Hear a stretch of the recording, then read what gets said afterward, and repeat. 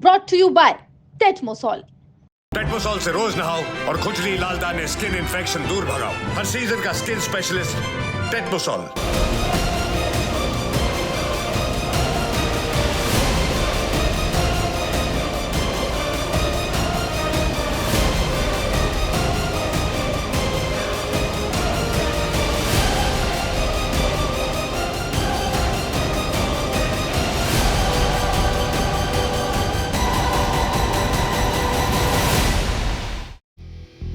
नमस्कार, good morning. मैं हूं विक्रांत गुप्ता।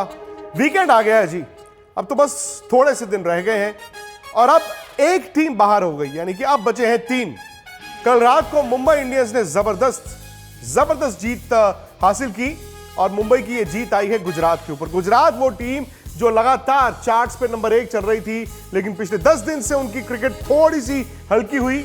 और अब देखिए ना, जो एलिमिनेटर था उसमें कल मुल्लापुर में गुजरात को मुंबई ने 20 रन से हरा दिया। ये बड़ी कामयाबी इसलिए है क्योंकि मुंबई की टीम कहां बैठी थी। मुंबई की टीम बड़ी मुश्किल से प्लेऑफ में आई, लेकिन कहते हैं ना कि जब भी मुंबई प्लेऑफ में आ जाएगा भाई, इन्हें आप हल्के में मत लेना। और मुंबई ने कल बैटिंग जबरदस्त की, गेंदबाजी में हिकअप्स थे, लेकिन उनके पास शायद इस वक्त T20 का सबसे बड़ा खिलाड़ी है जिसका नाम है जसप्रीत बुमराह। और जब जरूरत थी, बुमराह ने मुंबई को जीत दिलाई। मेरे साथ सनी भाई हैं, सुनील गावस्कर हैं। और सनी भाई तो कल रात को कमेंट्री कर रहे थे। एक ऐसा मैच इन्होंने अपनी आंखों से देखा और मैं भी ये चाहूंगा कि आप इनकी जुबानी सुने उस मैच की कहानी। कौन जीत सकता है आईपीएल?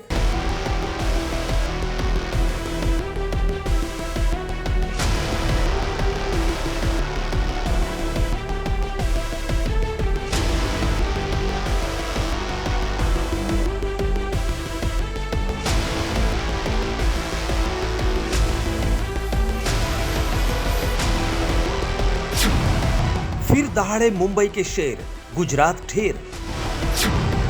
रोहित के राज में 20 रन से मिली जीत। रोहित का तूफान, उड़े गुजरात के अरमान। गुजरात की फिसड्डी फील्डिंग, दिए 2 जीवनदान।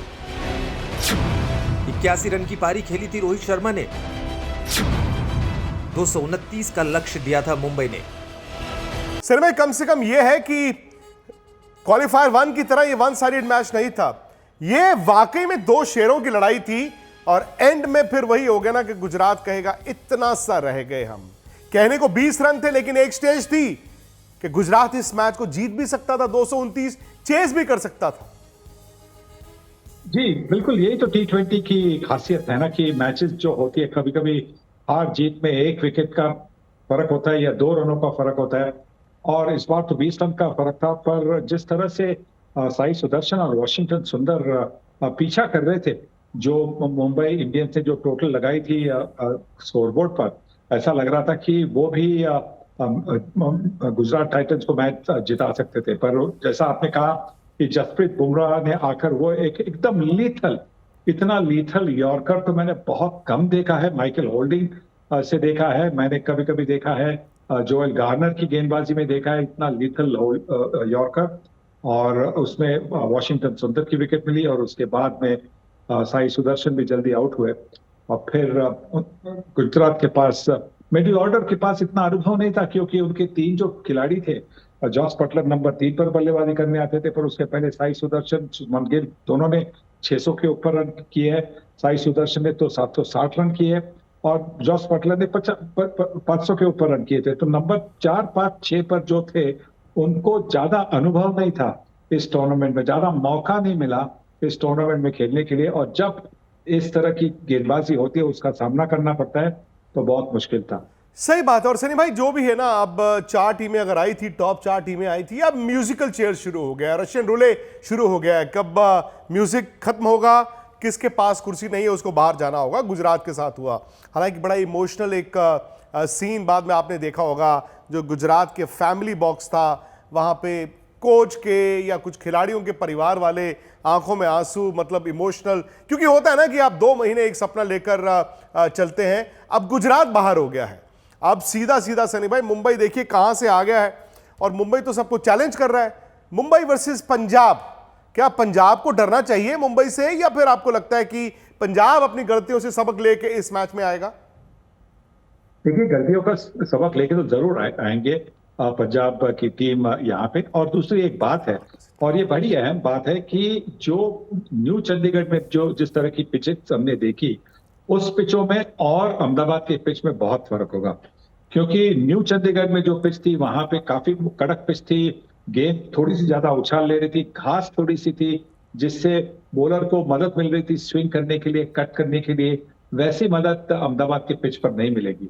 इसका मतलब यह है कि जो पंजाब के जो बल्लेबाज है, जो शॉट खेलना चाहते हैं, और वो शॉट भी खेल पाएंगे।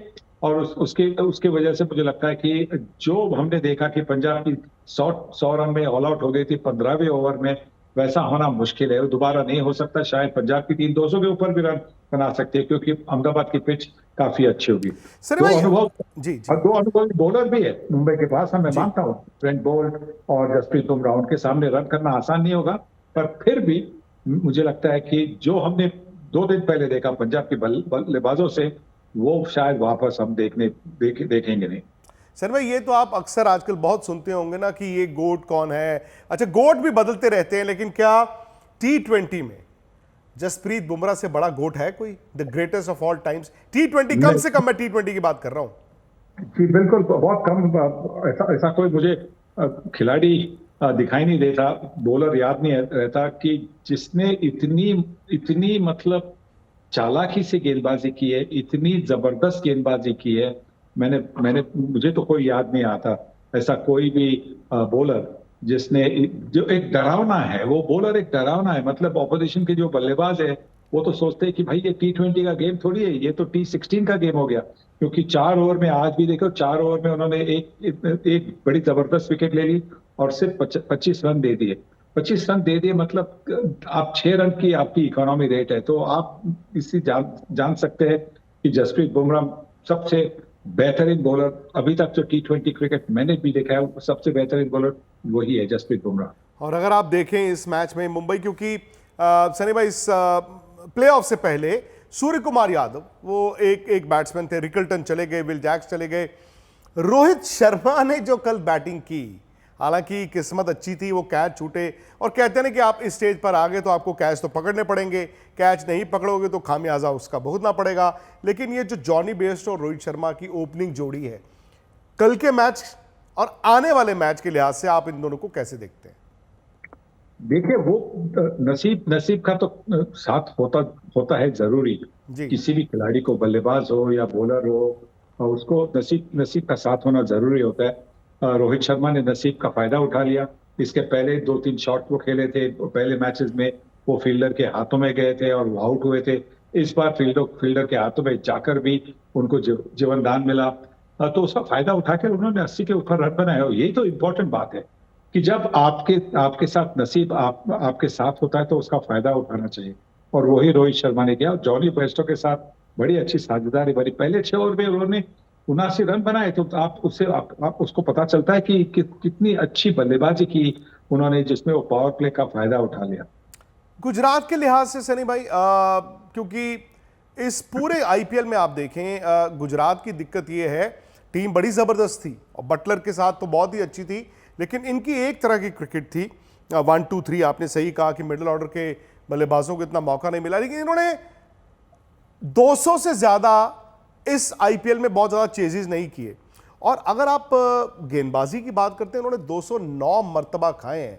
मतलब मैं थोड़ा हैरान हुआ इन आंकड़ों को देखकर कि पिछले 3 मैचों में उनके गेंदबाज जो हैं उन्होंने रन बड़े लौटाए। हाँ बिल्कुल, देखिए उनके गेंदबाजों ने पिछले 3-4 मैचेस में 200 के ऊपर रन कंसीड किए हैं ऑपोजिशन के बल्लेबाजों के खिलाफ। और यही तो एक मतलब, आप अगर देखेंगे कि प्रसिद्ध कृष्णा ने बहुत अच्छी गेंदबाजी की है, सिराज ने भी अच्छी गेंदबाजी की है, आपके पास राशिद खान जैसे दिग्गज बॉलर भी है, पर वो सब देखकर फिर भी आश्चर्य होता है कि इन्होंने इतनी खराब गेंदबाजी की कि सभी बल्लेबाजों ने हाथ धोकर उन्होंने रन बनाए थे। और इसी की वजह से तो मुंबई को तो 230 तक पहुंचने का मौका मिला। और फिर जो दबाव डालना था, वो दबाव ट्रेंट बोल्ट ने हमेशा जो पहले ओवर में विकेट लेते हैं उसमें विकेट लेकर, शुभमन गिल की विकेट लेकर दबाव तो डाल दिया। सनी भाई, मुझे ना बहुत से मैसेजेस आ रहे हैं, क्योंकि कल आपने इस मैच की प्रेडिक्शन सही की थी। आपने कहा था मुंबई जीतेगा, तो लोग ये जानना चाहते हैं आपसे कि 3 टीमें रह गई हैं। एक है रॉयल चैलेंजर्स बैंगलोर जो ऑलरेडी फाइनल में पहुंच गया है, एक मुंबई इंडियंस, एक पंजाब। तो लोग कह रहे हैं कि अगर आप अगले 2 मैचों की प्रेडिक्शंस भी कर दें, मतलब एक तो वो संडे वाला कौन जीत रहा है क्वालिफायर 2, और क्या इस बार हमें नया चैंपियन मिल रहा है या पहली बार कोई टीम 6 बार आईपीएल टाइटल जीत रही है?